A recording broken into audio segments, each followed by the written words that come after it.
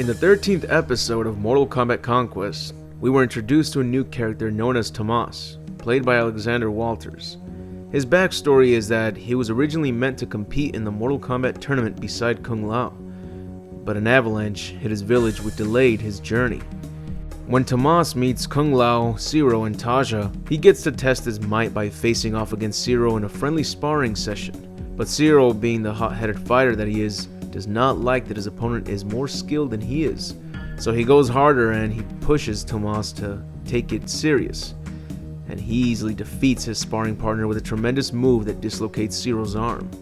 Throughout the story, Vorpax and Reptile are sent by Shao Kahn to spy on the new Earthrealm warrior, and at the same time, Reptile murders innocent people from Zhu Zin, and they blame Tomas for the murders occurring, seeing as they started when he arrived at Zhu Zin. In the end, everything as evidence to the murders point to Tomas, and since everyone but Taja does not believe him, he decides to leave. However, Kung Lao does not want to let him get away as he believes he must pay for his crimes, and they settle things in a spectacular fight scene. Like with most fight scenes in this show, they pull off some amazing stunts, but you can tell that they're stunt doubles. Only in this episode, it is very noticeable. After their fight, Reptile reveals himself and uses his acid spit to kill Kung Lao. Only Tomas jumps in the way to take the hit, sacrificing himself for Earth's champion. Reptile gets away. Kung Lao and Zero feel bad for not believing Tomas throughout the entire time that he was with them, and Taja lost the one person she claimed to have fallen in love with. She mourns for his death, and the episode ends. In this episode, Tomas fought against an Outworld guard sent by Vorpax, and this guard was portrayed by Wrath, the wrestler from WCW. For some reason, his name wasn't in the credits even though his fight scene was indeed entertaining, and it even ended with that split punch, which is Johnny Cage's signature move. Johnny Cage had to be the descendant of Tomas. Two things that easily point to his similarities with Johnny Cage is that they chose an actor that closely resembles Lyndon Ashby. He has the same blonde hairstyle, and his outfit is even similar to Johnny's outfit in the movie. In the IMDb page, it's mentioned that the 13th episode was combined with the 8th episode known as Undying Dream, and the title was changed to TX Taja Exterminator.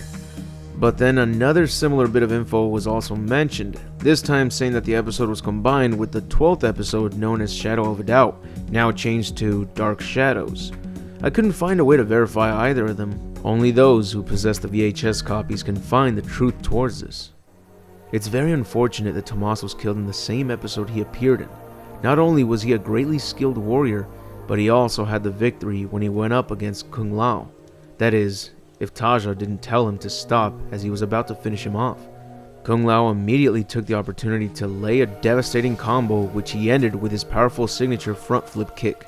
The most ironic thing about his death is that it was a self-sacrifice to protect an ally. He sacrificed himself to save Kung Lao just as Johnny Cage would do the same for Sonya Blade. There's no telling how the next tournament would have turned out if Tomas had not been killed by Reptile. But seeing as both Johnny Cage and Tomas shared a similar fate, then perhaps they shared the same skills that were capable of defeating Goro. And with the Shokan Prince out of the way, then Kung Lao would not have died at the hands of Goro, and Shao Kahn would have probably tried his Earthrealm invasion a lot sooner without Liu Kang or the others from the present time. And that would surely result in the same conclusion where the Elder Gods finally take action by the very end of the invasion, thus leaving Earthrealm in peace till Shinnok decides to make a move. With that in mind, maybe it's a good thing that Tomas was killed before the next tournament. Otherwise, the characters from the present time would not have existed. That is, if every combatant from Earthrealm that survived the tournament was granted eternal youth till the next tournament. I'm not sure if that's how it works, seeing as Kung Lao was the only one from Earthrealm who beat the tournament. I'm just assuming that if you compete in the tournament of Mortal Kombat and you survive till the very end, even if you weren't the one who took down the final boss, you still deserve that eternal youth reward, don't you think? I mean, it's a tournament where you can be brutally killed. Don't get stingy with that eternal youth reward if there's a big chance one of your opponents is going to rip you apart, literally. One final thing to mention is that Taja fell in love with Tomas. Does that mean that Sonya Blade was the descendant of Taja? we'll have to look into that in a separate video, because as of now, that's it for the video. If you enjoyed it, be sure to leave a like, share, and subscribe if you haven't. But most importantly, be sure to turn on notifications because YouTube won't bother to do its job even if you're subscribed.